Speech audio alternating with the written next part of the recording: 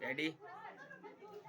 आज हम लोग पढ़ेंगे बच्चों न्यूट्रॉन किसे कहते हैं। तो नाभिक में उपस्थित निरावेशित कण अर्थात बिना आवेश वाले कण को हम बोलते हैं न्यूट्रॉन। नाभिक में उपस्थित बिना आवेश वाले कण को निरावेशित कण कहते हैं।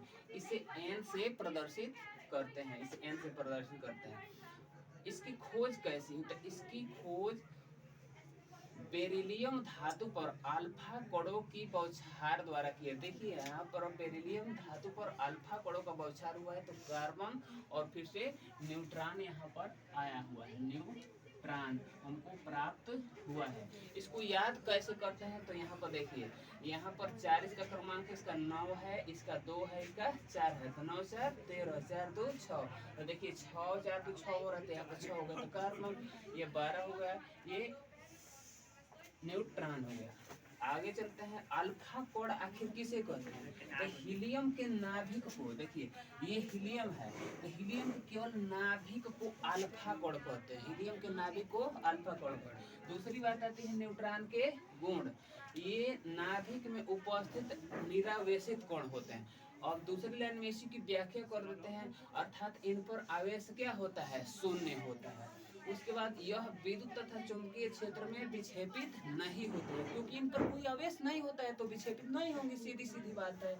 उसके बाद से ये फोटोग्राफी प्लेट को प्रभावित नहीं करती, अर्थात कला नहीं करेगी।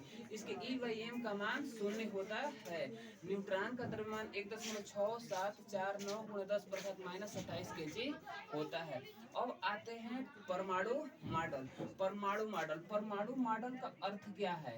परमाणु मॉडल, तो परमाणु की संरचना के बारे में अलग अलग वैज्ञानिकों ने अपना अलग अलग मत दिया। वो क्या क्या मत दिया?